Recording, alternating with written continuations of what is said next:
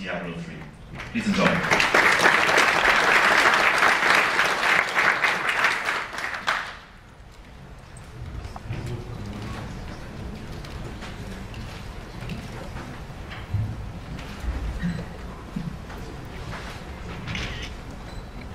All right, hi everyone. As Christian said, my name is Jay Wilson. I'm the game director on Diablo 3, and this is Mosqueira, who's a lead designer on console for Diablo 3. So I'm going to talk to you a little bit today about our in-game for Diablo 3 and some of the features and just general design philosophy that we have towards those systems. So in Diablo 2 and the original Diablo, a lot of the focus for the in-game was extending the past normal difficulty with new difficulty settings. So you'd finish normal difficulty and then you'd move on to, go ahead, forward. So the normal difficulty was basically the core kind of gameplay experience. It was basically what you call the single player game, although they were always co-op enabled. And once you finish normal difficulty, you unlock the next difficulty, which was Nightmare. So, and that provided, greater challenges and new monsters and new items and things like, well, not new monsters, but more challenging monsters and new items and things like that. And then after Nightmare, you unlocked Hell. So Hell was even further, more dangerous, as you can see. There's a ton of monsters chasing you. It's scary. And made the game even more challenging, but the quality of the items got better, and you got to level up even further. And we're keeping all these kind of similar conventions for Diablo 3. You're going to have the same kind of level from normal to Nightmare to Hell, but one of the things that we've done is add a new difficulty setting, which is Inferno. So the basic idea is that in Diablo 2, the focus of the difficulty progression was you kind of leveled up through each difficulty, and by the end, you really out-leveled a lot of the kind of normal difficulty, the Hell difficulty stuff. And we wanted to create another difficulty setting that was basically maximum level. You get to max level, and this entire difficulty setting is basically customized for you. So, as I mentioned, this is kind of a max level difficulty. So, the player's maximum level in Diablo 3 is level 60, so the basic monsters that you face in Inferno are all at least level 61. So essentially what this allows us to do is it takes the entire game and kind of flattens it. It says all the content is available at the maximum level and makes the whole game kind of challenging and creates an even greater challenge than players have experienced in the previous games. And the nice thing is that that once you come into this kind of level, you're never basically going to out-level it. Since the player's level can never exceed the level of the even most mundane monsters in this difficulty, it's always going to be a viable place to go and find a challenge for how much power your character gets. All right, and the nice thing about Inferno is that because it's higher difficulty, it has new sets of items that drop specifically in those areas. We've done a lot of cool kind of item stuff with each of the difficulties, but before we get to that, I'll talk about monster progression. So with each difficulty, we change several things. And the first one is we change how monsters interact with you. So the monsters become harder. And what does that mean? Well, we raise their level, and by raising their level, that essentially changes all kinds of attributes on those monsters. So for example, if a monster is fire resistant, they're more fire resistant at a higher level. Their health increases, their damage increases, their speed, movement speed increases. And in general, they become more aggressive. So we have several attributes that kind of control how often monsters attack and how quickly they will pursue you. And all of those things kind of universally decrease as you go into the higher difficulties. And then the last thing we do is we have a lot of monsters that are kind of randomly generated bosses and several powers that can appear on them. And as you go into the higher difficulties, the number of powers that appear in them increases, and we also have some powers that are unique to the higher difficulty levels. All right, so the next thing we do is focus a lot on items. Now in Diablo 2, when you got to the higher difficulty, you got better items, but they actually used the same art that you saw in normal difficulty. So one of the things we've done in Diablo 3 is that every difficulty essentially has its own items. So here we see the first one's a shot of kind of a mid-normal difficulty wizard. The second shot is nightmare difficulty. And the last one is, I think that was a late hell difficulty.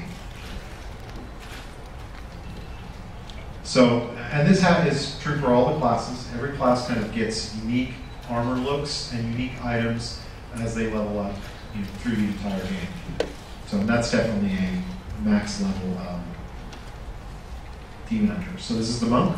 That's our normal difficulty, early nightmare, and Inferno. So as you can see, the visual progression really extends far beyond just kind of a normal playthrough, and it gives players something, a reason to continue to level up past normal difficulty. So one of the other things we also focus on is the artisans. So we announced artisans last year, which is essentially crafting, and you can have a variety of different artisans, and each one does some kind of crafting or item enhancement. They have kind of a cart area that you see, you visit them, and as you continue to progress through the game, you'll level those things up. And there are several kind of visual levels of the artisans that are only available in the higher difficulties.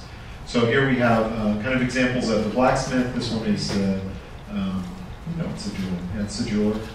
And then the last one is the mystic.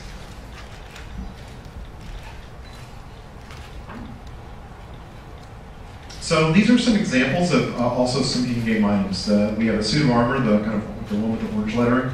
That's a unique item, which means it's been handcrafted by the design team. So the attributes on it are always the same attributes, but the ranges of them can still randomize to have a lower or better quality.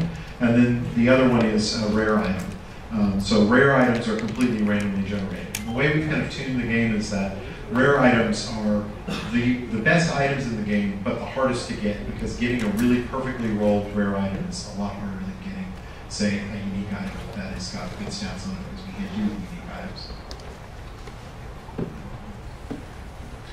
So the next thing we talk about is runes. So one of the things that we focused on to extend past normal difficulty as the primary way that you enhance your skills is runes. So the first kind of 2 level of runes are available in normal difficulty, and they let you do a lot of kind of customizing of your skills. But as you get higher into higher difficulties, you'll unlock higher ranks. And each higher rank essentially powers up what that rune does for you. If the rune, say, takes your magic missile spell and splits it into 2 projectiles at rank 1, it splits it into 8 projectiles at rank 7. So, and we've also got gems as a major element of in-game progression. Now, gems are not actually difficulty restricted, but we only drop, say, about the first 5 tiers of gems as item drops, and you have to combine them to get to the higher tiers. So it actually takes an enormous amount of gems to get to kind of the highest quality gems in the game. So we don't really expect people to be doing that until they're well into the end game and continuing to essentially evolve their gems for a long time after they've reached max level. So and this shot is just kind of an example of the difference between a level 1 character with no items and a level 60 character. So you see we start with 10 attack and 9 precision, and we end up with numbers in the high hundreds. This is also a really good shot to kind of show how vastly the numbers can differ depending on how you customize your character. So in this case, there's over 700 vitality, but under 300 precision. So this is somebody who's focused very heavily on a very defensive build and not a lot on crit, say a crit focus. So every character can really be built very differently from one another. So to kind of compare and contrast Diablo 2 in-game from Diablo 3.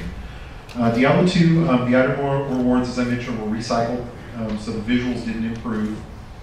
The hero's max level was 99, which was a lot higher, but the problem is that there wasn't enough content to actually cater to that number of levels, because the highest level monster was 85. So you just leveled right past the content, and essentially items and skill points and everything that you got became fairly meaningless.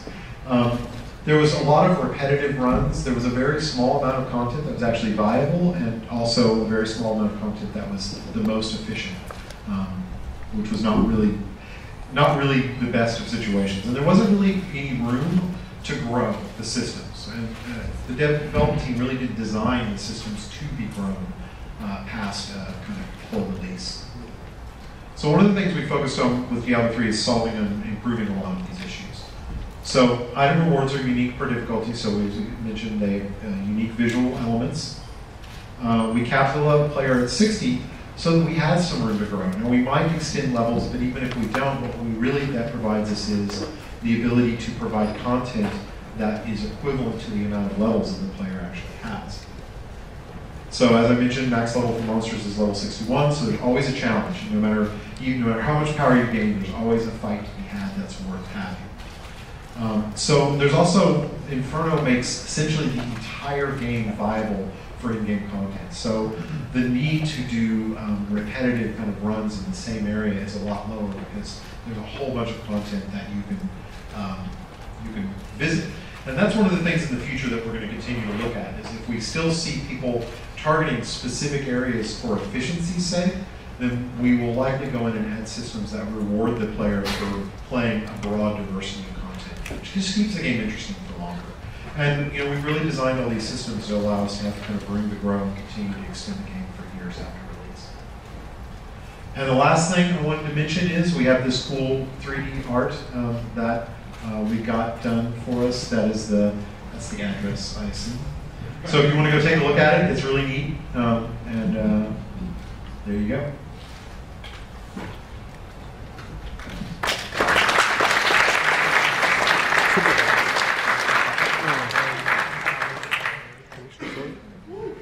Okay, thank you. Thank you very much, Jay. We will now have the presentation for StarCraft 2.